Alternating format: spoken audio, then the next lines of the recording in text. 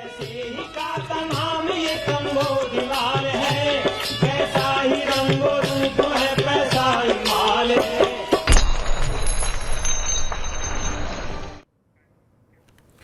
नमस्कार, मैं हूं शुभम शंकरधर। आप देख रहे हैं मनी 9। समय हो गया है आपके favourite prime time show money central का। मेरे साथ स्टूडियो में मनी 9 के एडिटर अंशुमान तिवारी जी जुड़ गए हैं। सर, बहुत स्वागत है आपका। और अंशुमान जी के साथ खबरों पर विश्लेषण शुरू करें उससे पहले आपको बताते हैं आज दिन की सबसे बड़ी खबर क्या है। आज दिन की सबसे बड़ी खबर होगी दरअसल गर्मी से जुड़ी। गर्मी की तपिश, चुभन तो आप महसूस करने लगे होंगे अगर आप उत्तर भारत में या मध्य भारत के किसी राज्य में रहते हैं। लेकिन क्या आपको पता है कि इस बार की ये गर्मी केवल मौसम का ही फेनोमेना बन के नहीं रहेगी, बल्कि ये आपकी थाली पर, आपकी चाय की प्याली पर भी असर डालने वाली है। बहुत व्यापक असर होने वाला है इस बार इन गर्मियों का आपकी जेब पर, आपकी जिंदगी पर। क्या कुछ असर होगा, गर्मी के कहां कहां साइड इफेक्ट अभी से दिखने लगे हैं, कहां कहां असर दिखने लगे हैं, इसका विश्लेषण करेंगे अंशुमान जी के साथ। लेकिन खबरें कुछ और भी हैं, और कौन सी खबरें उसके लिए देखिए आप ये ऑन द शो। शुरुआत करेंगे क्यों नहीं बिक रहे सस्ते स्मार्टफोन, कहां अटक रहे 5G के सिग्नल। 5G तो आ गया लेकिन सिग्नल नहीं मिल रहे। क्यों सुस्त पड़ने लगी होम लोन की मांग। होम लोन की मांग सुस्त पड़ी लेकिन अनसिक्योर्ड लोन बढ़ रहे हैं। क्या माजरा है, समझेंगे। क्यों ठंडा पड़ा कच्चे तेल का उबाल, आयकर विभाग ने क्यों भेजा एनआरआईज को नोटिस, और क्यों मुसीबत बढ़ा रही गर्मियां। गर्मियां केवल मौसम की नहीं, जेब की भी मुसीबत बढ़ा रही हैं, जैसा मैंने आपको बताया। इसका विश्लेषण आज हम करेंगे दिन की सबसे बड़ी खबर के तौर पर। शुरुआत फोन की खबर के साथ। एक तरफ देश में आईफोन बनाने वाली कंपनी एप्पल खुद अपने शोरूम खोल रही है स्मार्टफोन बाजार में। दूसरी तरफ खबर यह है कि सस्ते मोबाइल फोन की मांग टूट रही है। जनवरी से मार्च तिमाही के दौरान देश में सस्ते स्मार्टफोन की शिपमेंट में 16 से 20% की गिरावट का अनुमान है। शिपमेंट का मतलब यह है कि आयात ही नहीं हुए तो बिकेंगे कैसे। मार्च तिमाही के दौरान रियलमी, शाओमी, सैमसंग के सस्ते स्मार्टफोन की शिपमेंट में गिरावट दर्ज की गई है। सर, इस अंतर्विरोध की वजह, एक तरफ एप्पल स्टोर खोल रही है, दूसरी तरफ स्मार्टफोन बिक नहीं रहे हैं। शुभम, स्मार्टफोन बाजार से ये खबर पहले से मौजूद थी। एप्पल का स्टोर खोलना एक अलग परिदृश्य है, और एप्पल भारतीय बाजार में बहुत छोटे हिस्से पर काबिज है, जिसमें कि बहुत प्रीमियम हिस्सा है। खबरों और सुर्खियों के लिहाज से एप्पल का स्टोर खोलना या एप्पल का भारत में फ़ोन बनना एक दूसरी चीज़ है, पर बाजार की असलियत जो कैंसस के रिपोर्ट में निकल कर आई वो बिल्कुल दूसरी है। बाजार की असलियत पिछले 2 साल से लगातार भारत में स्मार्टफोन की डिमांड और खपत घट रही है, इसकी तरफ इशारा करती है। और उसमें भी जो मीडियम प्राइस के और सस्ते स्मार्टफोन हैं उनकी मांग गिरने के संकेत हमें लगातार मिल रहे हैं। पिछली तिमाही में भी थी, उससे पिछली तिमाही में भी बढ़ोतरी नहीं हुई थी। इसकी कई सारी वजहें हैं, जिन वजहों पर हम बाद में आते हैं, पर आंकड़े में बता रहे हैं कि करीब 20% के आसपास मोबाइल की बिक्री घटी है। यानी मोबाइल का फैक्ट्रियों से मोबाइल को निकालकर बाजार में भेजने का जो आंकड़ा होता है उसके आधार पर तय किया जाता है कि मोबाइल कितने 20% की गिरावट, बड़ी गिरावट है। जबकि भारत में भी एक बड़ी आबादी इंटरनेट से बाहर है। मोबाइल फ़ोन और स्मार्टफोन की संख्या बढ़नी चाहिए। जबकि भारत में हमने देखा कि आईपीएल के दौरान लोगों ने लाइव ब्रॉडकास्ट देखना शुरू किया। मोबाइल का कंजम्पशन लगातार बढ़ना चाहिए, पर उस बीच में स्मार्टफोन की मांग में गिरावट आ रही है, जो मुख्य डिवाइस है जिसके आधार पर कम्युनिकेशन का संचार होता है। दूसरी महत्वपूर्ण बात यहाँ से इसमें यह भी आई कि सैमसंग अभी भी मार्केट में लीडर बनी हुई, करीब 21% मार्केट हिस्से के साथ है।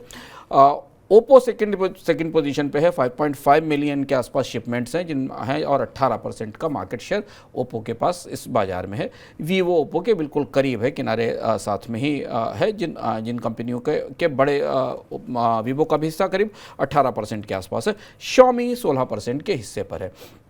सैमसंग, ओप्पो, वीवो और Xiaomi जिस बाज़ार में फ़ोन बेचती हैं वो ये सारे फ़ोन 8,000 से लेकर और 20,000 रुपये तक के रेंज के, 25,000 रुपये तक के रेंज के हैं, जहां से लोग इंटरनेट का 4G का इस्तेमाल शुरू करते हैं, 3G से ऊपर का जर्नी शुरू करते हैं। यहां मांग में तेज़ गिरावट है, और इसकी बड़ी वजह है, हम आपको बताते रहे हैं कि पिछले 2 साल में भारत में स्मार्टफोन की कीमतें 10 से 12% तक बढ़ी हैं।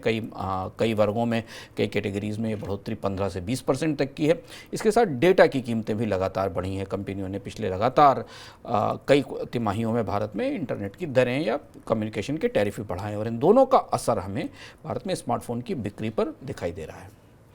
चलिए, बात हो गई स्मार्टफोन की, अब बात करते हैं नेटवर्क की। देश में के कई इलाकों में 5G टेलीकॉम सेवा लॉन्च हो गई, लेकिन लगातार सवाल उठ रहे हैं कि कई जगहों पर 5G टेलीकॉम सेवाओं की जो स्थिति है वो खराब है।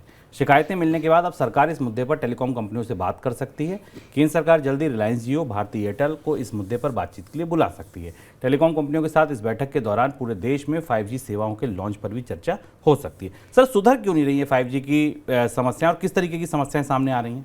5G की बोहनी उपभोक्ताओं के लिए खराब रही है। जिस उत्साह और जिस उम्मीद के साथ लोग पिछले साल सितंबर अक्टूबर में भारत में 5वीं पीढ़ी की मोबाइल सेवा का इंतजार कर रहे थे और उनको लग रहा था कि 5G उनके मोबाइल में आते ही उनको स्पीड, डेटा, कॉल सब में एक बिल्कुल दूसरे तरीके के एक्सपीरियंस मिलेंगे, वैसा कुछ भी नहीं हुआ। जिस तरीके की परिस्थिति या जिस तरीके की संभावनाएं 5G को लेकर दिखाई दी थी, वैसा नहीं हुआ। सरकार को इस बात का एहसास पिछले साल ही नवंबर में हो गया था कि टेलीकॉम कंपनियां जो कमिट कर रही हैं, जो कह रही हैं, जिस तरीके का माहौल है 5G को लेकर, वैसा ज़मीन पर शायद नहीं हो पाएगा। इसलिए आपको याद होगा कि पिछले साल नवंबर से दूरसंचार विभाग और दूरसंचार कंपनियों के बीच तमाम खींचतान चल रही है क्वालिटी ऑफ सर्विस को लेकर, लेकिन सर्विस सुधरती नहीं दिखी और हम धीमे धीमे मोबाइल सर्विसेज के विस्तार के दौर में पहुंच गए, जहां 500 से 600 शहरों में 5G की सर्विस उपलब्ध है। कंपनियों का ऐसा दावा है। 2 बड़ी कंपनियां हैं जो भारत में 5G सर्विस दे रही हैं इस बाजार में, एयरटेल और जियो, और दोनों ने 500 से 600 शहरों में 5G सर्विस लॉन्च करके आधिकारिक रूप से उसकी घोषणा कर दी है। लेकिन मौजूदा परिस्थिति यह है कि 50 से 60% उपभोक्ता 5G सर्विस आने के बाद कॉल ड्रॉप की शिकायत कर रहे हैं। डेटा की वो स्पीड तो है ही नहीं, उन्हें तो 4G की वाली डेटा की स्पीड भी नहीं मिल रही और नेटवर्क में कई तरह की समस्याएं आ रही हैं। समस्याएं इसलिए आ रही हैं क्योंकि कंपनियों ने ऐसा माना जा रहा है कि कंपनियों ने अपने नेटवर्क के विस्तार में जल्दी की है। मौजूदा 4G नेटवर्क्स के साथ इनका सही तालमेल नहीं हो पा रहा है। नेटवर्क की रीमैपिंग की ज़रूरत है, इसलिए जहाँ 4G नेटवर्क के साथ 5G नेटवर्क आ रहे हैं वहाँ कॉल की ड्रॉप्स बहुत ज़्यादा हो रही हैं और इन सब मामलों को सुलझाने के लिए फिर सरकार एक तरह से कोशिश शुरू कर रही है। ये ध्यान रखना ज़रूरी है कि टेलीकॉम कंपनियों ने टैरिफ भी बढ़ाए हैं, मोबाइल की दरें भी बढ़ाई हैं, 5G सेवा महंगी भी है। अब उनकी जिम्मेदारी है कि इस सेवा को कम से कम उस स्तर तक तो ले जाएं जहां लोगों को ये लगे कि उनके मोबाइल पर इंटरनेट की स्पीड अच्छी हो पाई है जिसकी वो कीमत चुका रहे हैं। फिलहाल अगर आप भी 5G सेवा इस्तेमाल कर रहे हैं, कोई भी इस्तेमाल कर रहे हैं, तो आपको अपने मोबाइल पर 4G से 5G की तरफ जाने का कोई बड़ा फ़र्क स्पीड के तौर पर नहीं नज़र आया होगा और यही सबसे बड़ी चुनौती है। अब बैंक से जुड़ी खबरों की बात करते हैं। आज 2 बड़ी खबरें आई बैंकों से जुड़ी। हाल के दिनों में देश के बैंकों के पास लिक्विडिटी में बढ़ोतरी जरूर हुई है, लेकिन रेपो रेट के मुकाबले inter bank call money rate में बढ़ोतरी बता रही है कि बैंक अभी भी लिक्विडिटी की क्राइसिस से जूझ रहे हैं। छोटे बैंक अभी भी लिक्विडिटी की समस्या से जूझ रहे हैं। देश में रेपो रेट 6.5% है और बुधवार को inter bank call money rate 6.65% दर्ज किया गया। Inter bank call money rate का मतलब ये होता है कि जब एक बैंक दूसरे बैंक से बहुत छोटी अवधि के लिए, जैसे रात भर के लिए कर्ज ले लिया, 1 दिन के लिए कर्ज ले लिया, 2 दिन के लिए कर्ज ले लिया, इस रेट को जो है वो inter bank call money rate कहते हैं। ये बताता है कि हाँ, छोटे समय के लिए अभी भी लिक्विडिटी नहीं है क्योंकि इसका रेट जो है वो रेपो रेट से ऊपर आ रहा है। रेपो रेट ही दरअसल बेंचमार्क रेट है जिस पर बैंक कर्ज लेते हैं। दूसरी खबर ये आई कि credit information company TransUnion CIBIL ने डेटा जारी किया जिसमें पता चला कि महंगे होने की वजह से कर्ज के दिसंबर तिमाही के दौरान देश में होम लोन की इंक्वायरी घट गई है। होम लोन के बारे में जानने वाले, समझने वाले, पूछने वाले घटे हैं और होम लोन लेने वाले भी घट रहे हैं। लेकिन इस दौरान क्रेडिट कार्ड खर्च और पर्सनल लोन की मांग में बढ़ोतरी हुई है, जो दर्शाता है कि अनसिक्योर्ड कर्ज का आकार बढ़ रहा है। सर, लिक्विडिटी क्रंच क्यों दिख रहा है? पहला सवाल इस पर। लिक्विडिटी क्रंच की जो अब तस्वीर हमारे सामने निकल कर आ रही है वो चिंताजनक है और जो लोग करीब से भारतीय बैंकिंग सिस्टम को देख रहे हैं उनको लग रहा होगा कि लगभग वैसी स्थितियां थी जैसी हमने यूरोप के, अमेरिका के बैंकों में देखी कि छोटे बैंकों की चुनौती ज़्यादा है। अगर हम रिजर्व बैंक के आंकड़े को देखें, रिजर्व बैंक की जो ताज़ी रिपोर्ट है जिसको हम पढ़ने की कोशिश कर रहे हैं, शुभम, रिजर्व बैंक ने मार्च 19 तक की रिपोर्ट के हिसाब से सेंट्रल बैंक ने बाजार में 94 लाख करोड़ रुपए की लिक्विडिटी बैंकिंग सिस्टम में डाली है और इससे पहले बैंकों ने, रिजर्व बैंक ने 1 लाख करोड़ रुपए की लिक्विडिटी डाली थी RBI में। इसके बाद अगर आप बड़े बैंकों की तस्वीर देखें तो उनके पास पर्याप्त लिक्विडिटी मौजूद है और इसके कारण बैंकों के ऊपर दबाव कम हुआ है। पर छोटे बैंक जिनके पास ज़्यादा प्रतिभूतियां नहीं हैं, जिनके पास बेहतर ढंग से डील करने की क्षमता नहीं है, उन्हें अब ये इस लिक्विडिटी का फ़ायदा नहीं मिल रहा और इसी का नतीजा है कि उन्हें महंगे आधार पर अपने डेली कैश रिजर्व्स को मैनेज करने के लिए शॉर्ट टर्म मार्केट से पैसा लेना पड़ रहा है और ये उस स्थिति में लेना पड़ रहा है जबकि उनके पास क्रेडिट ऑफटेक की डिमांड कम होती दिखाई दे रही है और उनके लिए ये दबाव है कि उन्हें अपनी बैलेंस शीट्स को संतुलित रखना है। अब ये इस तरफ इशारा कर रही है कि रिजर्व बैंक अगर ब्याज दरों में बढ़ोतरी की प्रक्रिया नहीं आगे बढ़ाता है तो फिर भी रिजर्व बैंक को बाजार में और ज़्यादा लिक्विडिटी छोड़नी पड़ेगी। बढ़ेगी, क्योंकि अभी जितनी लिक्विडिटी बाजार में छोड़ी गई है वो शायद बैंकिंग सिस्टम की मांग के हिसाब से पर्याप्त नहीं है। सर, अनसिक्योर्ड लोन के आकार क्यों बढ़ रहे हैं? ये खबर चौंकाने वाली है। इस खबर के साथ से हमें ये दो चीज़ें इंपॉर्टेंट समझ में आई। एक तो महत्वपूर्ण बात है कि होम लोन की डिमांड कम हुई, जो कि संभावित थी। आपको याद होगा कि भारत के तमाम बिल्डर्स ने और हाउसिंग डेवलपर्स ने इस बात की शिकायत भी की थी कि ब्याज दरें बढ़कर 2.5 के अंकों में पहुँच गई हैं होम लोन के तौर पर, और इसलिए लोग अब मकान खरीदने के लिए लोन लेने की परिस्थिति में नहीं है। पर जो दूसरा आंकड़ा है, जिस आंकड़े को हमें गहराई से समझना चाहिए, जो खबरें पिछले 3-4 दिन से लगातार अलग जगह से आई कि भारत में क्रेडिट कार्ड की डिमांड बढ़ी, क्रेडिट कार्ड से ट्रांजैक्शंस बढ़े। ये ताजे आंकड़े बता रहे हैं कि भारत में अनसिक्योर्ड लोन जो बढ़ रहे हैं वो क्रेडिट कार्ड और पर्सनल लोन की कैटेगरी में बढ़ रहे हैं, और ये एक खतरनाक और चुनौतीपूर्ण संकेत है, क्योंकि बहुत सारे हिस्सों में भारत में अभी इनकम में कटौती के कारण, महंगाई के कारण लोगों ने क्रेडिट कार्ड पर बड़ी बारोइंग की है। क्रेडिट कार्ड की बारोइंग के आंकड़े ये बताते हैं कि जहां हाउसिंग सेक्टर में लोन कम हुआ है, वहीं क्रेडिट कार्ड से की जाने वाली खरीदारी रिकॉर्ड स्तर पर पहुंच गई है। ये लोन आमतौर पर अनसिक्योर्ड लोन होते हैं और इन्हें चुकाने में के लिए ज़्यादा ब्याज और देना पड़ता है क्रेडिट कार्ड धारक को, और पर्सनल लोन में भी ज़्यादा ब्याज देना पड़ता है। ये आंकड़ा थोड़ा चिंताजनक है, खासतौर से उस परिस्थिति में जब ब्याज दरें बढ़ रही हैं। इसके अलावा एनबीएफसीज के कर्ज में भी बढ़ोतरी हुई, जिस पर हम विस्तार से एक मनी सेंट्रल के कार्यक्रम में चर्चा कर चुके हैं। एनबीएफसीज का लोन भी बहुत तेजी से बढ़ा है, और एनबीएफसी के लोन भी उन बारोअर्स को दिए जाते हैं, उन कर्ज लेने वालों को दिए जाते हैं जिन्हें आमतौर पर बैंक कर्ज नहीं देते, क्योंकि बैंक उन्हें कर्ज देने लायक साख वाला नहीं मानते हैं। तो क्या भारत में इस महंगे ब्याज दरों के बीच में जो क्रेडिट की ज़्यादातर डिमांड है वो एक जोखिम भरे पोर्टफोलियो को क्रिएट कर रही है? एक ऐसा पोर्टफोलियो क्रिएट हो रहा है जहां पर अनसिक्योर्ड पोर्टफोलियो है। अगर इसका ये वास्तविकता दिख रही है तो फिर आने वाले समय में इसका दबाव हमें बैंकिंग सिस्टम पर दिखाई देगा।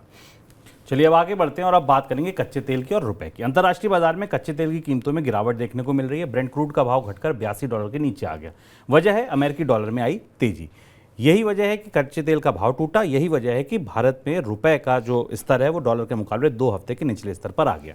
इस वित्त वर्ष के दौरान 2022-23 के दौरान भारत में कच्चे तेल के उत्पादन में करीब 0.25% की गिरावट भी देखने को मिली है। इसने भी कच्चे तेल की जो कीमतें हैं इसको कहीं ना कहीं ऊंचा रखा है। भारत में कच्चे तेल का उत्पादन ऐसे समय में कम हुआ है जब अंतर्राष्ट्रीय बाजार में कच्चे तेल की कीमतें आसमान पर पहुंची थीं।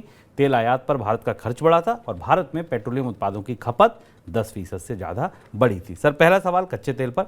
कच्चे तेल की कीमतों में नरमी की क्या वजह है जो बीते 2 दिनों में आई है? कच्चे तेल की कीमतों में नरमी की 2 वजह हैं। सबसे महत्वपूर्ण वजह तो ये कि अभी अमेरिका की अर्थव्यवस्था में जो महंगाई के आंकड़े हैं वो वहाँ के फेडरल रिजर्व को संतुष्ट करने वाले नहीं है। ब्याज दरों में बढ़ोतरी की संभावना है। यूरोप से महंगाई के आंकड़े बेहद चौंकाने वाले हैं। यूके में महंगाई रिकॉर्ड स्तर पर है। यूके में खाद्य महंगाई, ब्रिटेन के बाजारों में खाद्य महंगाई बहुत ऊँची है, और इसलिए ऐसा माना जा रहा है कि दुनिया के केंद्रीय बैंक ब्याज दरों में एक और बढ़ोतरी करेंगे और मंदी आने की संभावना जो जाहिर की जाती है की गई है वो और ज़्यादा गहरा गई है। और इसलिए दुनिया के 2 अलग अलग हिस्सों में, एक हिस्सों में जहां चाइना में हमें रिकवरी दिखाई दे रही है और क्रूड की मांग बढ़ने की संभावना है, वहीं दूसरी तरफ यूरोप के बाजारों में और अमेरिका के बाजारों में मंदी गहराने की संभावना, और इनके बीच तेल का बाजार फंस गया है। तो तेल के बाजार में अभी ताज़ी परिस्थिति में एक बार फिर बिकवालों का दबाव बनता दिखाई दिया, और इसलिए हमने तेल की कीमतों में गिरावट देखी है। एक और इसकी वजह यह हो सकती है कि जो ओपेक ने अपने उत्पादन में कटौती का फैसला किया था वो मई से लागू होगा, और उसके बाद शायद तेल की कीमतों में बढ़ोतरी का दौर फिर शुरू हो जाएगा। इसलिए भी बाजार में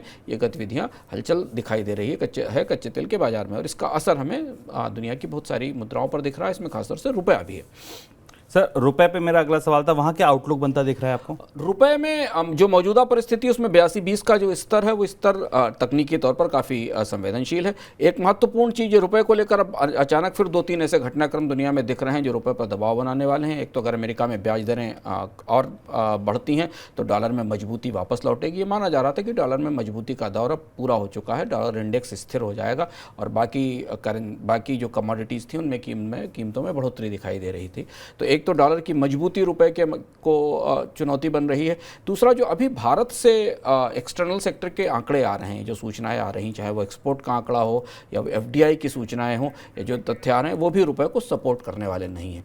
और कच्चा तेल तो $85 पर बैरल के ऊपर बना ही हुआ है। तो रुपए की परिस्थिति को पर दबाव बनाने वाले 3-4 बड़े कारक हैं और इसलिए अगर रुपया यहाँ से टूटता है तो नीचे जाएगा। पर इसमें राहत की बात सरकार के लिए, रिजर्व बैंक के लिए है कि विदेशी मुद्रा भंडार में हाल फिलहाल में हमने थोड़ी बेहतरी देखी है। विदेशी मुद्रा भंडार संतुलित है, पर मैक्रो इकोनॉमिक फैक्टर, जो बाजार के फैक्टर हैं, वो रुपए को और कमजोर करने की तरफ धकेलेंगे आने वाले समय में, ऐसा दिखता है। केंद्रीय वित्त मंत्रालय ने विश्व बैंक से कहा है कि उन बड़े इंफ्रा प्रोजेक्ट्स की फंडिंग के बारे में अपनी राय दें जिनकी फंडिंग फिलहाल सरकार कर रही है और प्राइवेट सेक्टर उनमें निवेश में ज़्यादा रुचि नहीं ले रहा है। ऐसे अधिकतर प्रोजेक्ट रेल, सड़क, शहरी इंफ्रास्ट्रक्चर और पावर सेक्टर से जुड़े हैं। माना जा रहा है कि विश्व बैंक की तरफ से भारत सरकार को ऐसे प्रोजेक्ट पे निजी निवेश कैसे आकर्षित किया जाए, इसके लिए विस्तृत सुझाव दिए जा सकते हैं। सर, भारत का ये कहना, राय मांगना विश्व बैंक से क्या संकेत मिल रहे हैं? अब ये पहली बार हुआ है पिछले 7-8 सालों में जब केंद्र सरकार ने विश्व बैंक से ये कहा है कि आइए हमारी मदद करिए, हमने सारे क्षेत्र खोल दिए भारत में विदेशी निवेश के लिए, सड़क को भी खोल दिया, पोर्ट्स को भी खोल दिया, रेलवेज को भी खोल दिया, पर निजी विदेशी निवेश क्या, निजी निवेश भी नहीं आ रहा, प्राइवेट सेक्टर इसमें बड़ा निवेश करने नहीं आ रहा है और इन क्षेत्रों में सरकार को अपने बजट से निवेश करना पड़ रहा है। इसलिए आर्थिक विकास दर में उतनी तेजी नहीं आ पा रही क्योंकि सरकार के पास पर्याप्त संसाधन नहीं है। ये एक किस्म का स्वीकार्य है कि अर्थव्यवस्था में निजी क्षेत्र के निवेश की संभावनाएं सीमित हैं और खासतौर से वहां जहां सरकार को सबसे ज्यादा निवेश की आवश्यकता है। विश्व बैंक से कहा गया है कि वो इन अलग अलग क्षेत्रों में 4-5 बड़े क्षेत्र हैं जहां आप लगातार अगर परिस्थितियां देखें तो भारत में पिछले 6-7 सालों में तमाम कोशिशों के बाद भी कोई बड़ा प्राइवेट इन्वेस्टमेंट नहीं आया, चाहे वो आप रोड सेक्टर में देख लें या रेलवेज में देख लें, पोर्ट में देख लें। जो इन्वेस्टमेंट थे उसमें 1-2 पुराने पोर्ट्स के अधिग्रहण और टेकओवर के अलावा निवेश नहीं आए। सरफेस ट्रांसपोर्ट में अगर आप रोड्स में देखें तो जो पुरानी सड़कें थी उनको जिन कंपनियों ने निवेश किया था उन्होंने बेचना शुरू किया है। तो सरकार को लग रहा है कि कहीं ना कहीं इन परियोजनाओं के इन क्षेत्रों में विदेशी निवेशकों को आकर्षित करने के मॉडल में कोई कमी है। चुनौतियां सब जगह हैं, रेल सड़क में कुछ अलग चुनौतियां दिख रही हैं, पोर्ट्स में कुछ अलग चुनौतियां दिख रही हैं। इन्हें ठीक करने के लिए सरकार विश्व बैंक की मदद लेगी और विश्व बैंक से एक नए तरीके के प्लान पर बात करेगी, जिस प्लान के हिसाब से शायद यहाँ निजी निवेशकों के लिए और ज़्यादा सुविधाएं बढ़ाई जाएंगी। हालांकि सरकार का हाथ तंग है क्योंकि कॉर्पोरेट टैक्स की दरों में बड़ी बढ़ोतरी की जा चुकी है, सस्ते कर्ज की प्रक्रिया अभी तक तो चली रही थी, अभी ब्याज दरें बढ़ना शुरू हुई हैं। तो कुल मिलाकर जो पूरा इंफ्रास्ट्रक्चर सेक्टर उसमें प्राइवेट इन्वेस्टमेंट लाने की हर संभव कोशिशें हो चुकी हैं, पर यह स्वीकार्य बताता है कि नहीं, बात बन नहीं रही है। निजी निवेशक या प्राइवेट इन्वेस्टर्स अभी भारत के इंफ्रास्ट्रक्चर सेक्टर में उत्साह के साथ पूंजी लगाने को तैयार नहीं है। फिर आगे क्या संभावना आपको दिख रही है सर? अब यहाँ से एक दिलचस्प और बात निकलती है इससे शुभम कि अगर निजी निवेशक तैयार नहीं है, ब्याज दरों में बढ़ोतरी हो रही है, अर्थव्यवस्था में मंदी है, तो 3 ऐसी संभावनाएं हैं जो निवेश के अगेंस्ट जाती हैं। एक तो जो निवेश करने वाली कंपनियां, उन पर कर्ज ज़्यादा है तो पहले वो कर्ज चुकाने की कोशिश कर रही हैं। दूसरी चीज़ ये कि भारत में डिमांड कितनी होगी इस पर निर्भर करेगा और तीसरा अर्थव्यवस्था में सुस्ती की संभावनाएं दिख रही। ऐसी सिचुएशन में सरकार को ही सड़कें बनानी पड़ेंगी, सरकार को ही रेलवे में इन्वेस्टमेंट करना पड़ेगा, सरकार को ही पोर्ट और एयरपोर्ट में डेवलपमेंट करना पड़ेगा और सरकार के पास फंड नहीं होगा। तो क्या ये पूरी कोशिश बाद में वर्ल्ड बैंक से नए तरीके की बारोइंग की कोशिश में बदल जाएगी? कहना मुश्किल है, पर विश्व बैंक को जिस तरह से शामिल किया गया है उससे लगता है कि सरकार अपनी इंफ्रास्ट्रक्चर जरूरतों के लिए एक बार फिर शायद जो मल्टीलैटरल इंस्टीट्यूशंस है उनकी तरफ देख सकती है। क्योंकि अगर अभी हाल फिलहाल में भारतीय अर्थव्यवस्था को 7%, 8% के आर्थिक विकास दर पर ले जाना है अगले 2 सालों में, 3 सालों में, तो बड़ा निवेश चाहिए और अभी बड़ा वो प्राइवेट निवेश भारत में होता नहीं दिखाई दे रहा है।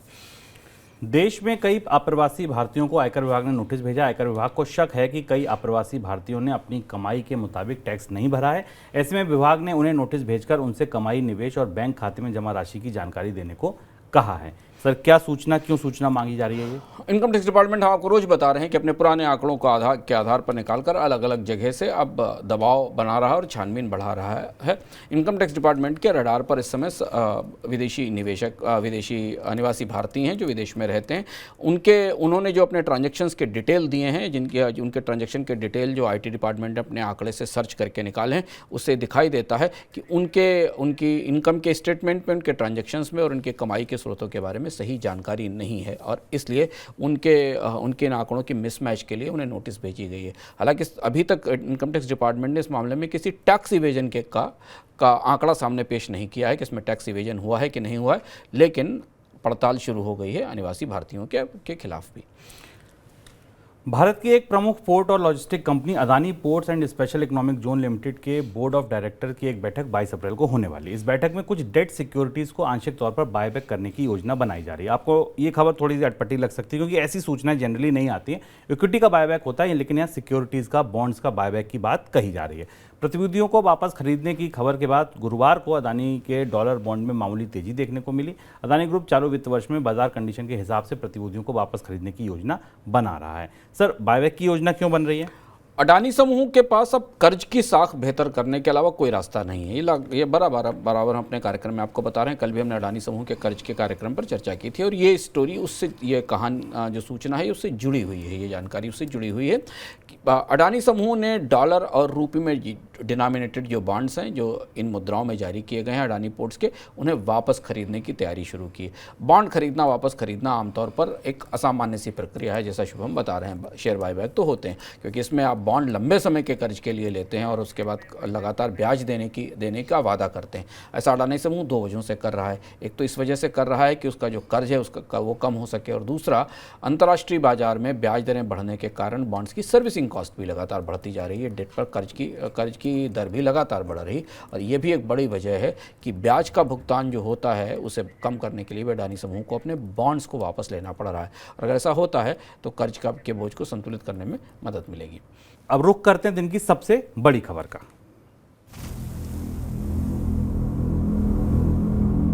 देश के जलाशयों में पानी का स्तर घटने की वजह से खरीफ फसलों की शुरुआती बुआई को लेकर आशंका बढ़ गई है। 13 अप्रैल तक देश भर के 146 प्रमुख जलाशयों में पानी का स्तर पिछले साल के मुकाबले 5% कम दर्ज किया गया है।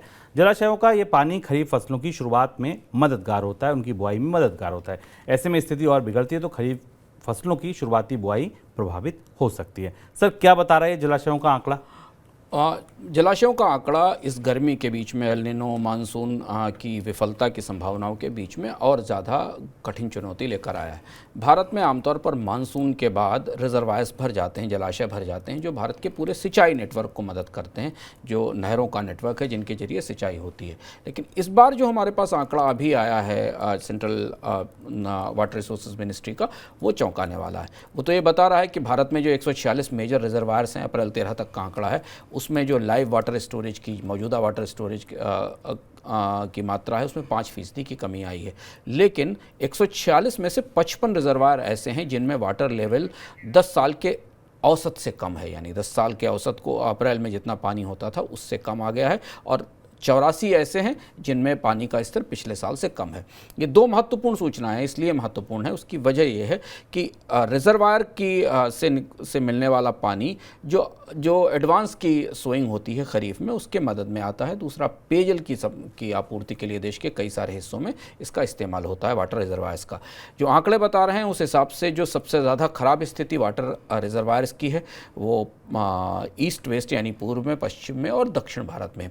पश्चिम और दक्षिण भारत में चूंकि सामान्य स्रोत नहीं है, पानी की बरसात की समस्या होती है गर्मियों में, तो रिजर्वायर्स का लेवल सबसे महत्वपूर्ण होता है क्योंकि उससे बहुत सारी और भी वाटर सप्लाईज होती हैं। इससे दो चुनौतियां बनती दिख रही हैं। एक तो ये कि इस साल अगर मानसून खराब नहीं तो लेट तो होने की संभावना पूरी ही है। ये माना जा रहा है कि अगर एल नीनो का असर हुआ और मानसून कमज़ोर हुआ तो एक बड़ा हिस्सा जिसे खरीफ की शुरुआती फसलों में सिंचाई नेटवर्क से सपोर्ट मिलता है, इरीगेशन के से सपोर्ट मिलता है, उसके लिए पानी की कमी होगी और इन रिजर्वायर्स के पानी वहाँ लगाना पड़ेगा। दूसरी महत्वपूर्ण बात है कि रिजर्वायर्स अगर मानसून खराब होता है तो अगली रबी के लिए सबसे बड़ी चिंता होती है, क्योंकि रबी के मौसम की सिंचाई आमतौर पर रिजर्वायर्स के जरिए, नहरों के जरिए होती। तो अगर रिजर्वायर का मौसम मानसून कमज़ोर होने से पहले, मानसून आने से पहले ही कम है और मानसून के समय बारिश कम होती है, तो अगली रबी के मौसम के लिए यानी अगले साल के दिसंबर की जाड़ों की फसल के लिए पानी की कमी हो सकती है। और ये परिस्थिति आने वाले समय में और ज़्यादा स्पष्ट होती दिखाई देगी, क्योंकि हमने मार्च के महीने से ही भारत में टेम्परेचर और ज़्यादा बढ़ते देखा है, तो रिजर्वायर्स में आमतौर पर पानी के स्तर में कमी और भी आएगी। सर, खरीफ के लिहाज से इस बार जलाशयों के आंकड़े को इतना महत्वपूर्ण क्यों माना जा रहा है? खरीफ के लिहाज से अगर हम देखें शुभम, तो जो आंकड़े में दिखाई दे रहे हैं, जैसे बिहार में के इलाकों में जलाशयों में पानी कम है क्योंकि उसे कुछ इलाकों में पिछले साल का मानसून कम बारिश वाला रहा था, पार्शियली नॉर्मल से कम पानी बरसात हुई थी, इसलिए जलाशयों में पानी कम है। दूसरा, दक्षिण भारत के और पश्चिम भारत के कुछ इलाकों में भी जलाशयों का पानी कम है, और इससे जो खरीफ की सिंचाई है, जो खरीफ की शुरुआती सिंचाई है, उस पर असर पड़ेगा। मौसम विभाग के आंकड़े को माने तो हरियाणा, राजस्थान, पंजाब, मध्य प्रदेश और महाराष्ट्र के हिस्सों में बिलो नॉर्मल रेनफॉल की संभावना जाहिर की गई है। तो यहाँ तो अब फसलें पूरी तरह इस पर निर्भर होंगी कि उन्हें नहरों से पानी मिल सके, इसलिए ये पूरा हिसाब जो पानी का बरसात का वो बिगड़ रहा है। अब बात करते हैं फसलों की। देखिए, 2-3 बड़ी फसलें ऐसी हैं खरीफ की जिन पर गर्मी का असर दिखने लगा है। देश में पिछले खरीफ सीजन की कई फसलों की उपज घटने की आशंका बढ़ गई है। कपास उद्योग के संगठन CAI ने 2022-23 के लिए कपास के उत्पादन अनुमान में करीब 10 लाख गांठ की कटौती की है। देश में 303 लाख गांठ कपास उत्पादन का अनुमान लगाया है, जो 14 वर्षों में सबसे कम उत्पादन है। दूसरी तरफ चीनी पर देखिए, कोऑपरेटिव चीनी फैक्ट्रियों के संगठन NSF ने इस साल देश में चीनी उत्पादन में 9% कमी का अनुमान लगाया है। इस साल 325 लाख टन चीनी का उत्पादन है, जबकि पिछले साल देश में 359 लाख टन चीनी का उत्पादन हुआ था। इतना ही नहीं, गर्मी की वजह से इस साल दार्जिलिंग में चाय का जो उत्पादन है उसमें भी कमी की आशंका बढ़ गई है। सर, पहला सवाल कपास पर, कैसा आउटलुक दिख रहा है?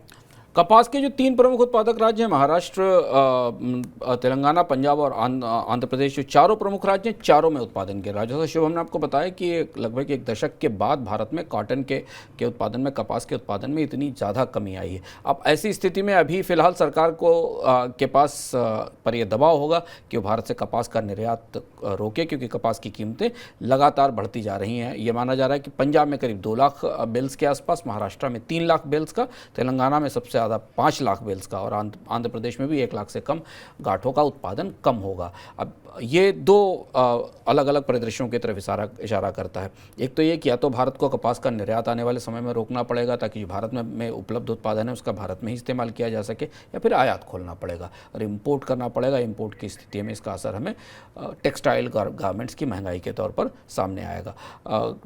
ये भी माना जा रहा है कि अंतर्राष्ट्रीय स्तर पर अभी फ़िलहाल कपास की कीमतें कम हैं, तो भारत के कपास के उत्पादन में कमी को देखते हुए आयात के रास्ते भी खोले जा सकते हैं। सर, और चाय चीनी दोनों पर क्यों मुश्किल? चाय चीनी पे ज़्यादा मुश्किल। चीनी को लेकर एक विशिष्ट स्थिति बन रही है। शुगर की कीमत लंबे समय बाद, ऑलमोस्ट 5-6 साल बाद पहली बार बढ़ती दिखाई दे रही है, और काफ़ी महत्वपूर्ण ढंग से बढ़ती दिख रही है।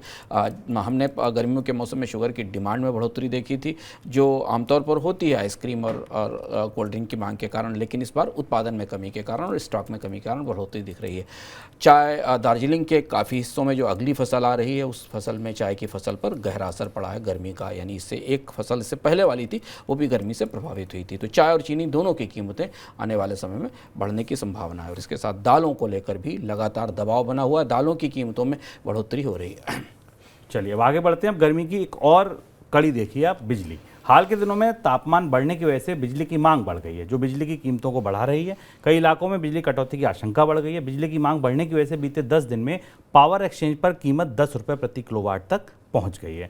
सर, पावर सेक्टर में आउटेज का खतरा कहां कहां सबसे ज़्यादा है? शुभम, मंगलवार का आंकड़ा हमारे पास है। 215 गीगावाट की रिकॉर्ड पावर डिमांड थी भारत में मंगलवार को, और जबकि गर्मियां भी शुरू हो रही हैं, और जो पीक एनर्जी डिमांड है वो 4,836 मिलियन यूनिट तक है।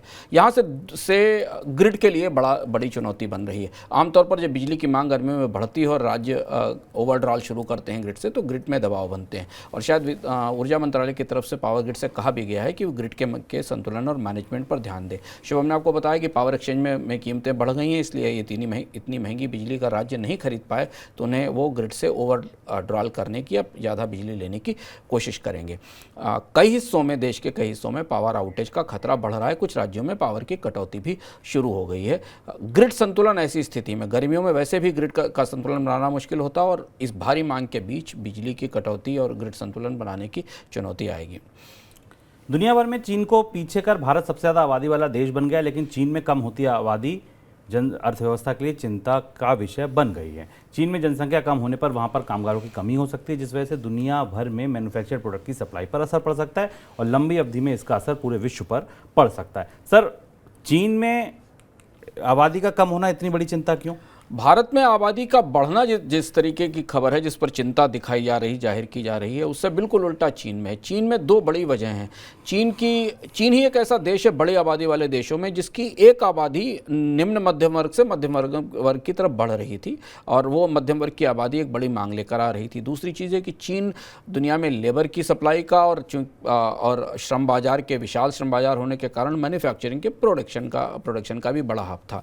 अब चीन में जनसंख्या की दर गिरने के बाद वहाँ लेबर शॉर्टेजेस की भी समस्या दिखाई देगी, और दूसरी बड़ी वजह इससे उत्पादन की लागतें बढ़ने पर भी नज़र आएगी। और यही वजह है कि चीन ने अपनी जनसंख्या नीति में बदलाव किया था 1 साल पहले, और एक प्रोत्साहन दिया था कि आबादी बढ़ाई जाए। लेकिन आबादी का पूरा चक्र अब गिरावट की तरफ बढ़ रहा है। पूरी दुनिया में अब जो आबादी बढ़ने की रफ्तार है वो लंबे 1 शताब्दी के बाद गिरावट की तरफ जा रही है, और उसका असर हमें सबसे पहले चीन में दिखाई देगा। और चीन की आबादी की वृद्धि दर गिरने का असर हमें दुनिया की अर्थव्यवस्था में 2 तरह से दिखाई देगा, महंगाई बढ़ने के तौर पर और लेबर की कॉस्ट बढ़ने के तौर पर। आगे बढ़ते हैं, देख लेते हैं फटाफट मनी सेंट्रल झटपट।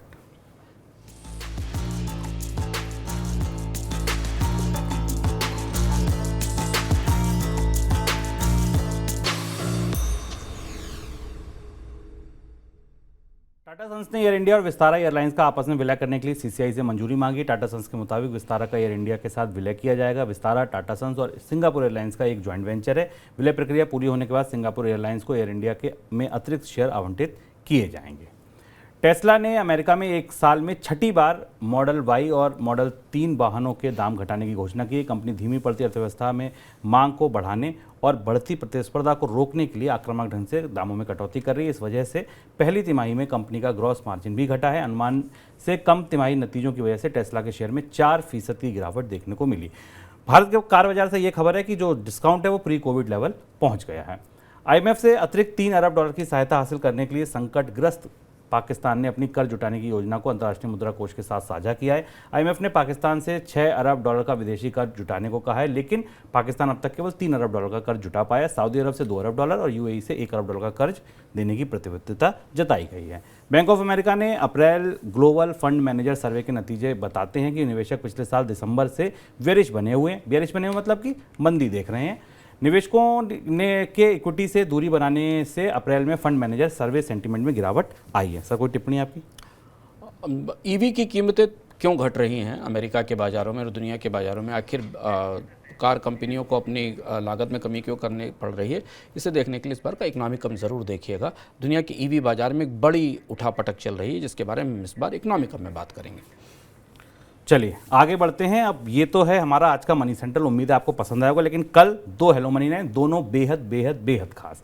क्यों खास? क्योंकि कल है अक्षय तृतीया। तो शाम वाला जो हेलो मनी 9 है, जो 4 से 4:30 बजे प्रियंका जी लेकर आएंगी, उसमें आपके सोने से जुड़े सवालों के जवाब दिए जाएंगे। सोना खरीदें ना खरीदें, बॉन्ड खरीदें, ETF खरीदें, टैक्स कैसे लगता है नहीं लगता है, क्या करें क्या ना करें, सोने से बाजार से जुड़ा कोई भी सवाल है आप पूछिए। मनोज कुमार जैन जी हमारे साथ शाम 4 बजे से जुड़ेंगे। 9311211874 पर अपने सवाल भेजिए। अक्षय तृतीया का मौका है, सोना खरीदने के लिए शुभ माना जाता है। खरीदें ना खरीदें, कैसे खरीदें, ये आपकी बात। और ये है सुबह वाले हेलो मनी 9 का टी स्प्लेट।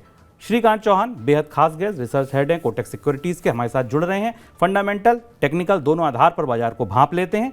कौन सा शेयर खरीदें ना खरीदें, बेचें क्या करें, ये आपको शेयर बाजार के बारे में बताएंगे कल श्रीकांत चौहान। तो दोनों हेलो मनी 9 में आइए और अपने सवालों के जवाब पाइए। फिलहाल दीजिए इजाजत, नमस्कार। ऐसे ही का नाम ये कम्बोज लाल